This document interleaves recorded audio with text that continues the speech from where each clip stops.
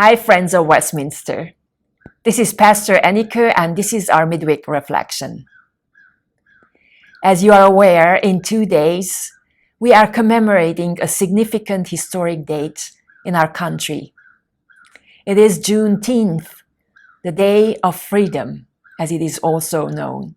For it was on June 19th, 1865, that the Union soldiers, led by Major General Gordon Granger, landed in Galveston, Texas, with the news that the war has ended and that enslaved people were now free. It took 2.5 years for the news to reach Texas, and the new reality of freedom for all enslaved to begin to be upheld and practiced.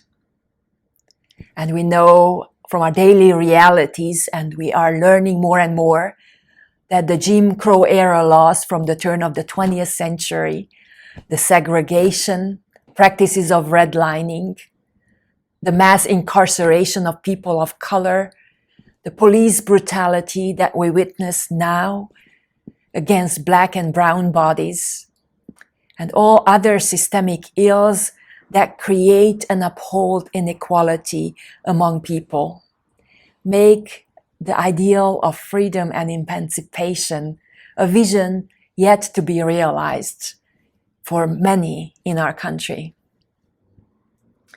As I'm preparing for Sunday's worship, I'm reflecting on our current situation in the country, and I lament the continued threats against the lives of people of color.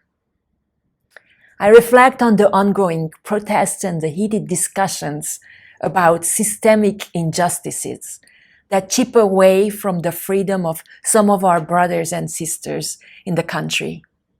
I'm sure you do the same. And as I reflect on this, the hymn "Lift Up Every Voice and Sing" came to my mind, because this hymn speaks so beautifully to this vision of freedom that our scriptures witness to, where all God's people flourish. But the hymn is realistic that this vision is yet to be realized, because it speaks to the struggles and suffering throughout history. But most importantly, it lifts up the hope that God is still active in our midst to work out God's vision of freedom, even in the midst of darkness, of chaos.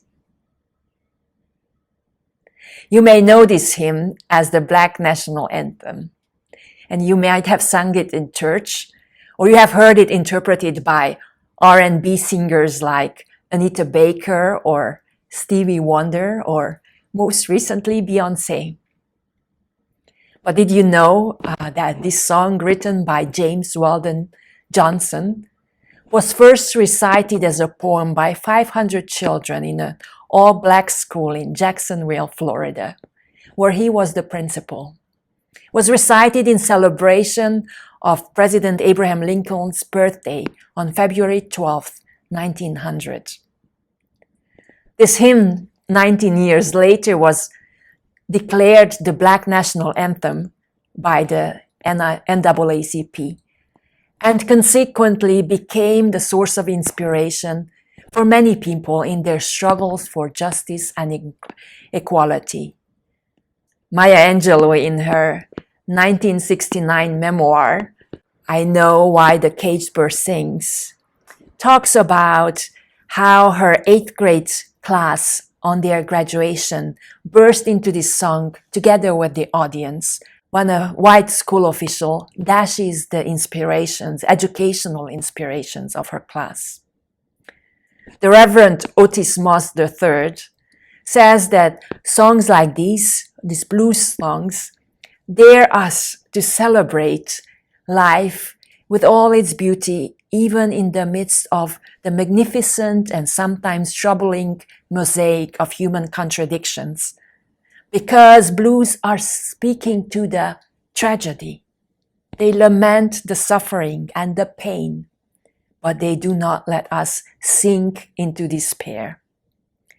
Because they highlight the glances of God's grace reflected in lives that work for healing and transformation, and remind us that God is let loose in our midst, working this vision. So let this hymn be our prayer as we continue to listen to the cries of desperation in our community, as we lament the ways we injure others, as we learn our histories from the perspective of others, of minority groups, as we witness to God's grace on the loose in our midst. Let me read you the first verse of this poem. Lift every voice and sing till earth and heaven ring. Ring with the harmonies of liberty.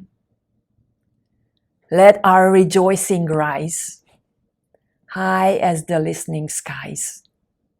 Let it resound loud as the rolling sea. Sing a song full of the faith that the dark past has taught us. Sing a song full of the hope that the present has brought us. Facing the rising sun of our new day begun, let us march on till victory is won. Friends, may this be our prayer as we educate ourselves, as we learn to be together with each other in ways that lift everyone up. Hope to see many of you on Friday at 7 o'clock on this march that our local NAACP chapter organized in collaboration with Second Baptist Church. See you then and take care. Blessings.